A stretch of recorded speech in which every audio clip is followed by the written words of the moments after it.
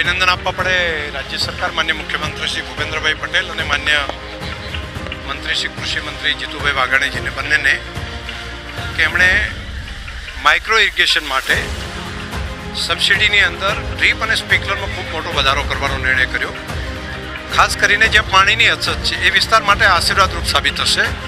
અને બીજું, જમીનનો ક્ષાર જે ઉપર આવે છે ઇરિગેશનને કારણે, એ પણ આ ડ્રીપના કારણે કરીને બહુ સારું થશે. ખર્ચમાં પણ, નિંદામણ જેવા ખર્ચમાં પણ ઘટાડો થશે અને આ કામ એક અભિનંદનીય કામ છે, ખેડૂતો માટે ખૂબ ઉપયોગી કામ છે.